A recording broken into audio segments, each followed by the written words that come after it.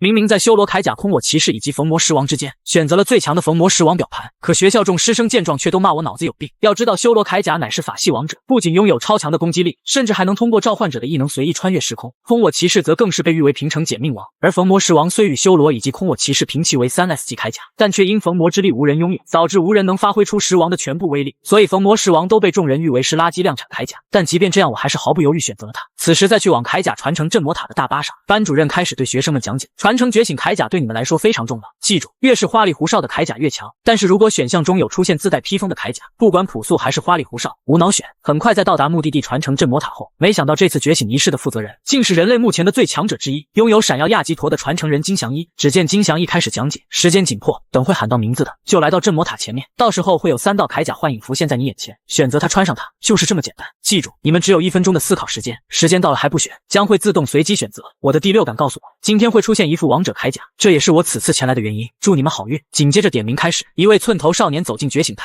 随后3套铠甲凭空出现，量产型假面骑士帽、G3 帽装甲以及地虎铠甲。看到少年眼前的3套铠甲，众人都笑出了声，因为这3套全是出了名的量产铠甲。可随着越来越多的人上前觉醒，众人的表情也渐渐痛苦起来，因为到目前为止所觉醒的全都是量产铠甲。周围的记者开始有些不耐烦了起来，金前辈的第六感是不是有误啊？这都传承了一半的人了，其中最好的铠甲居然还是那个地虎铠甲，哪有什么有潜力的人啊？下一秒，那洪亮的声音再次响起，凌潇潇。只见我青梅竹马的校花凌潇潇轻盈地朝着镇魔塔的方向踏步而去。突然凌潇潇回过头来，她调皮地朝着我吐了吐舌头，本小姐上了，小彻彻，借你运气用一用。我甚至都来不及做出反应拒绝，凌潇潇已经到了镇魔塔面前的传承位置上。随后3套铠甲浮现在凌潇潇的面前，假面骑士阅读、假面骑士圣剑、帝皇铠甲，一股磅礴的气势如潮水般瞬间在凌潇潇面前涌起。这股强大的气息不仅仅是凌潇潇所能感受到，甚至整个场所的所有人都为这股可怕的威压感到震颤。在3套璀璨闪耀的铠甲逐渐映入眼前之际，一直闭目养神的金祥一终于睁开了他那双深邃的眼睛。这时他低语着，声音中透露出难以掩饰的激动之情。他的内心有些激动，没想到居然真的遇到了那个有潜力的人，而且居然传承的是帝皇铠甲。人群中全是激动兴奋，只有我一人脸上却充满了苦笑。我运气不会真被借走了吧？凌潇潇也是有些诧异的看着面前这3套铠甲，尤其是最右边的那套帝皇铠甲，这可是终极铠甲之一。历史上帝皇铠甲也出现过一次，也是那次帝皇铠甲传承人带着幸存者们向怪兽们发起了反攻，夺回了一座又一座的城市，甚至可以说当时的帝皇铠甲传承人那是人类中最强大的存在。后来那位帝皇侠前辈想要彻底阻止怪兽入侵，不顾众人反对，毅然而然地冲进了空间门当中，可惜从此以后再也没有了音讯，是生是死谁也不知。没想到数十年后的今天，帝皇铠甲终于重新现世，寻找了新的传承人。要知道，与那些量产的铠甲不同，这些终极强大的铠甲只会出现一位传承人。随后金祥一看向了凌潇潇，此时的他眼神中没有一丝严肃，有的只是无尽的温柔。快选吧，马上就要到时间了。金祥一突然朝着凌潇潇开口，示意他快点做出选择。沉浸在喜悦中的凌潇潇听到金祥一的提示，立刻回过神来选择了帝皇铠甲。见到凌潇潇选择了帝皇铠甲后，金祥一朝着凌潇潇招招手，示意他过来。与此同时，镇魔塔周围的记者们全都对准了凌潇潇，疯狂拍照录像。没多久，这一幕就被发到了网上。此刻全球沸腾，那可是帝皇侠呀！不仅意味着有新人即将崛起，更意味着人类有了希望。走吧，这里人多，我带你回市区。你跟那些人不同，你的潜力很大，你的训练方向需要好好计划一番。先带你去见几个决策者吧。好，等等。凌潇潇下意识地答应了对方，然后突然又喊了一句等等。金祥一疑惑地看向凌潇潇，此时的凌潇潇突然间变得腼腆起来，支支吾吾说道：金前辈，我喜欢的人还没开始传承，我能等到他传承结束吗？金祥一本来想要拒绝的，喜欢的人又如何？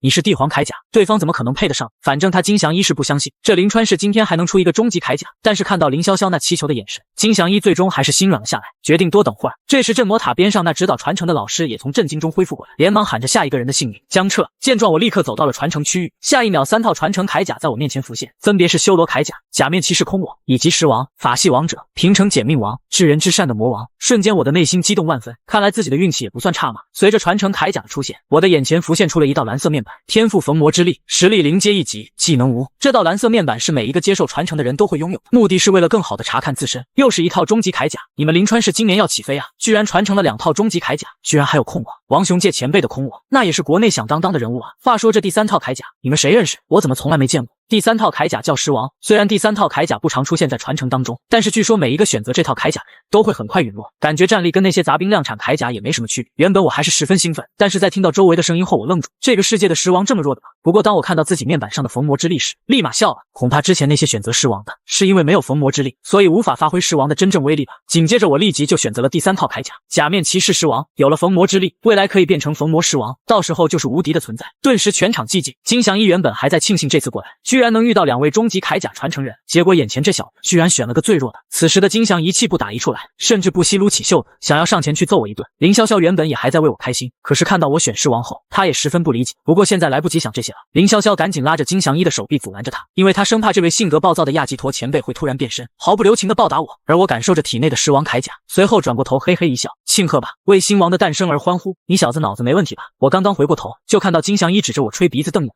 我看着被凌潇潇死死拉住的金祥一，不由得打了个冷战。闪耀亚吉陀的一拳，恐怕会哭很久吧。突然，我的目光越过金祥一前辈，看向了他的身后。只见不远处的天边，不知何时出现了一些黑点点。看见我这一副吊儿郎当，金祥一更加生气了。正当他准备好好说教一番时，突然感应到了什么，然后猛地一回头，只见金祥一眯起双眼，果然来了吗？随后他大喝一声，准备防御，有敌袭。他之所以过来当临川市今年的传承引路人，就是为了防止如果真的有超强潜力的新人获得传承，保护他以免受到怪兽的袭击。随着金祥一的提醒，众人也都反应了过来，纷纷开始铠甲合体。至于那些还未获得传承的学生，则全都抱团挤在一起，专门有一批教师负责保护他们。要是往年遇到敌袭，临川市还会有些慌张，但是今年不同了，今年可是有闪耀亚吉陀前辈坐镇，谁敢放肆？潇潇，等会变身后跟在我身边，哪里都不要跑。金祥一与身旁的凌潇潇嘱咐了一句后，便直接酣身了。虽然他对自身的实力很有信心，但是内心依旧还是有着一丝不好的预感。这群怪兽绝对是冲着凌潇潇这个帝皇铠甲传承人来的，所以自己最重要的任务就是要优先保护凌潇潇。凌潇潇回头看了一眼我，连忙说道：“金前辈，那江彻怎么办啊？”显然处于镇魔塔传承区域中心的我有些孤独，如果怪兽到达这里后，恐怕孤零零的我绝对会第一时间成为被攻击的对象。闪耀亚吉陀回过头看了一眼我，喊道：“江彻是吧？你也过来吧，保护好潇潇。”我自嘲的笑了笑。对于金祥一的话，我虽然不抗拒，但是还是有点不舒服。果然在其他人眼里，没有天赋就什么都不是吗？紧接着我快速来到金祥一的身后，与凌潇潇并排站在了一起。凌潇潇显然有些紧张，见到我来了后，这才心安了一些。在金祥一的示意下，我俩迅速变身。在两人变身时，金祥一偷偷观察着两人，不愧是帝皇铠甲，这才刚刚获得传承，就有如此的威压。而看向我却是话锋一点，这大银表带，真不知道这小子在想什么。修罗铠甲不香吗？尽管金祥一嘴上充满了嫌弃，但是心里还是很惋惜的。不过在我变身狮王一阶的时候，他也发现我在变身的那一刹那，体内涌起一股恐怖的力量，但是却又一闪而逝，这让金祥一有些错愕，是不是自己搞错了？不过想想也是，江彻这小子获得的传承中有修罗铠甲这种选项，恐怕天赋并不低，要是好好培养，没准也是个不错的好苗子。小心，他们就来了，等会别离开我的保护范围。金祥一突然严肃了起来，因为他感觉到了这次来袭的怪兽非同一般，似乎有着跟他一样强大的怪兽。怎么可能？只是袭击传承仪式，为什么会出现与他一样等级的7阶怪兽？金祥一当即召唤出自身武器闪耀王剑，等到那群会飞的怪物进入视线后，立刻就朝着空中冲了上去，然后挥舞手中的闪耀王剑，对着怪兽首领发动了闪耀冲击。江彻，你说那个像屌人的红白色怪人是什么怪物？居然能跟闪耀亚吉陀打得不相上下。面对凌潇潇的询问，我皱起眉头，还好上一世我看过假面骑士，随后从嘴里吐出一句，是封天使，一个类似鹰的超越生命体。凌潇潇眨了眨眼睛，内心有些好奇，自己甚至都没有听说过这个怪人。在一套连续斩击后，金祥一收招后立刻退了回来，毕竟他最主要的任务是保护帝皇铠甲传承人。金前辈，那封天使很厉害吗？你居然都没一招解决掉。金祥一愣了一下，不错呀小丫头，这种高级的怪人你居然都认识。我记得这封天使的资料官方可没有公布出来，是江彻告诉我的。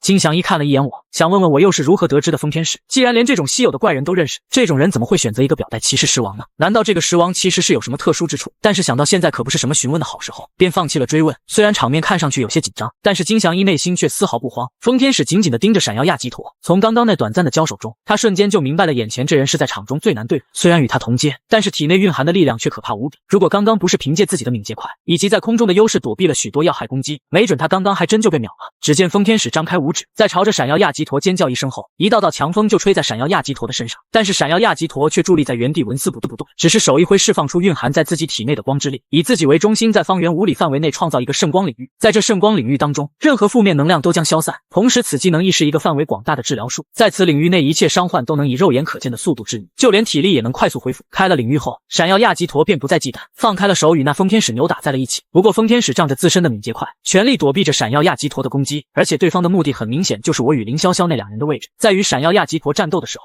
时不时的掏出怜悯之长弓，朝着两人放出光之剑。幸好闪耀亚吉陀在战斗之余时刻关注着凌潇潇，所以每当光之剑射出后，他便挥舞着闪耀王剑，快速而精准的将光之剑斩碎。使出全力的闪耀亚吉陀实力根本不容小觑，尽管封天使敏捷高，但是依旧被闪耀亚吉陀打得节节败退。闪耀亚吉陀凭借着自己那超强的感知力，不断的寻找着封天使的弱点，最后一脚直接将其踹出数米远。正当闪耀亚吉陀准备使用闪耀骑士踢将其一举击杀时，天空骤然乌云密布，暴雨倾盆。紧接着闪耀亚吉陀的眼中闪过一丝凛冽的寒意，他瞬间判断出了飞来的水球是暴雨中夹杂的攻击，一个闪身迅速退回到凌潇潇的身边，他的拳头紧握，毫不犹豫的侧身，猛然击向那飞来的水球。刹那间水球破碎。此时的闪耀亚吉陀已经发现了刚刚那一击的始作俑者，一个躲在暗处的水天使，并且同样达到了7阶的等级。见到自身被发现后，水天使也不再隐藏，一只酷似鲸鱼的超越生命体怪人不知道从何处突然出现，站到了风天使的一侧。人类，我承认你很强，但是你是打不过我们2人联手，交出你身后那人，我放你一马。这下有点不妙了，看来他们真的是冲着潇潇你来的，随时准备好，如果情况不妙，我会带着你们离开。金祥一顿时感觉到有些棘手，眼前的这只水天使恐怕已经7阶好久了，甚至已经快要踏入8阶，旁边还有一只7阶的风天使，这让他感觉到压力很大，主要是他还要分心保护林潇潇跟我。正当怪人那边准备再次发动进攻时，一股强大的气势突然出现。老金，看来你是真老了呀。金祥一听到这极具嘲讽的声音后，无怒反笑，行了，别叨叨了，快来帮忙，我身边这位可是新的帝皇铠甲传承人。话音刚落，一个身材挺拔的中年男人骑着摩托车出现在眼前。TRCS2000，我看着这辆摩托车，内心突然有了一丝判断。老王，有什么事情等会再说，先解决这2只大天使，我怕等会还会有意外。在金祥一提醒的同时，水天使与风天使互相望了一眼，虽然感觉到骑摩托车来的这名中年男子体内蕴含着强大的力量，但是为了能够解决掉帝皇铠甲传承人，让他们放弃生命都可以，所以他们俩趁着那名男子不备，突然朝着他发起了进攻。感受到有人偷袭，中年男子顿时脸上变得严肃了起来。下一秒，究极亚古鲁腰带已经浮现于腰间，他一手握拳收于腰际，一手划过身前，接着双手重重拍在腰带侧面。嘿是，身上的衣服分子化消失，全身肌肉如吹气般膨胀，异化成黑色的强化肌肉，胸部和双肩更是有黑色的生物铠甲覆盖其上，这是空我究极形态。我看着那究极空我，内心激动不已，如果不出意外的话，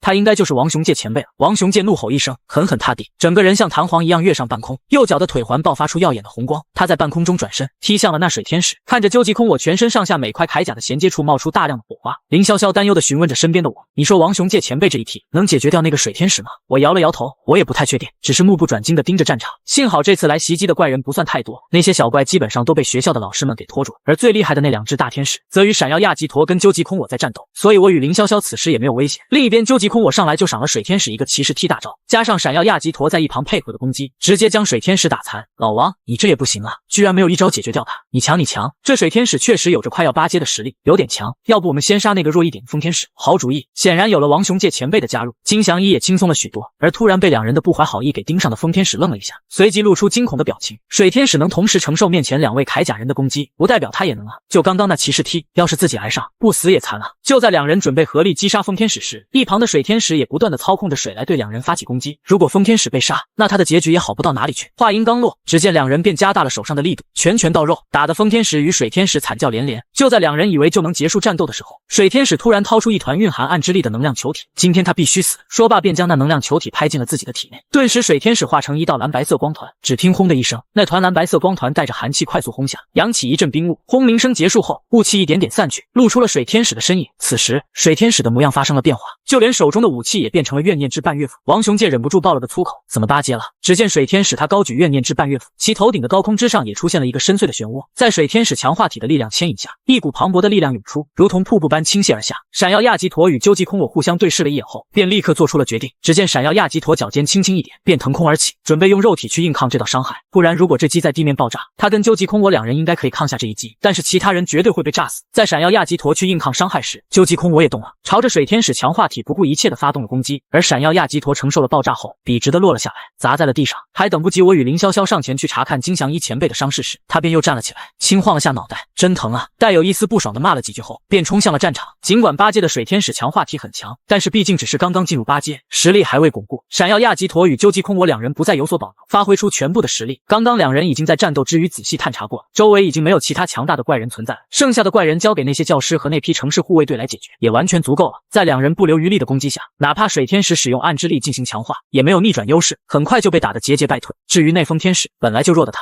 一开始就被闪耀亚吉陀与究极空我2人特别关照，在第一时间快速的结束了他的生命。孤身奋战的水天使强化体对于同伴的死亡却没有一丝的慌张，甚至脸上出现了一丝癫狂。水天使强化体发了疯一般，面对2人的攻击都不防御，只是一个劲的朝着他们释放技能，完完全全就是不要命的打法。最终在2人的联合骑士踢下，成功击杀水天使强化体。在用完骑士踢后，金祥一与王雄介2人也因为消耗过大，最终被迫解除了变身。2人看着奄奄一息的水天使强化体，这才松了一口气。金祥一也是松了一口气，还好有王雄介的支援，不然让他一个人面对7阶的风天使跟8阶的水天使强化体，可能结局就真的是要带着林潇潇落荒而逃。此时水天使强化体在生命的最后一刻，反而露出了诡异的笑容。其实是我赢了，可惜没有办法亲自见证王的陨落。老王，我没看错吧？这怪人好像在笑。王雄介听到金祥一的话语，目光随之转向他所指的方向，只见那位水天使强化体的确在笑，然而水天使强化体的生命气息却渐渐消散。王雄介感觉到了一丝古怪，下一秒两人突然意识到了不妙，回想起刚刚战斗时水天使强化体那不要命的互换生命打法，很明显就是为了消耗他们两人。而水天使带领的这批怪人此行的目的是为了击杀凌潇潇，防止帝皇铠甲传承下来。经验老道的两人立刻明白了水天使的目的，用自己的生命消耗两人的体力，来达成两人无法变身的情况。这时候是偷袭帝皇铠甲传承人的最好时刻，两人异口同声的惊呼道：“不好！”他们迅速转过身去，恰好听见了凌潇潇那凄厉的尖叫声。只见在那转瞬即逝的刹那，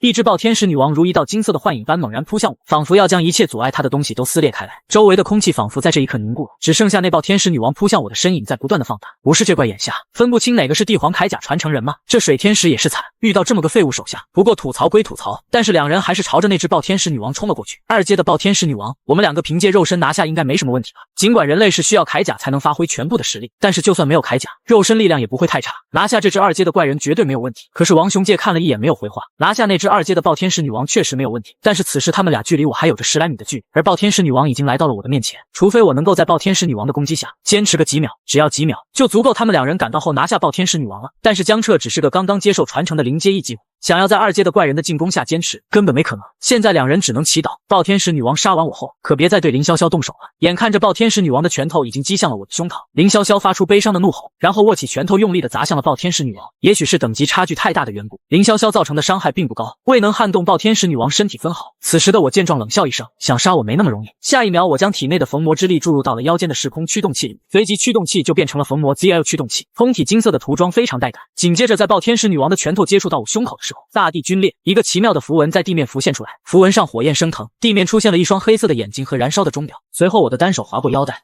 最后最大最小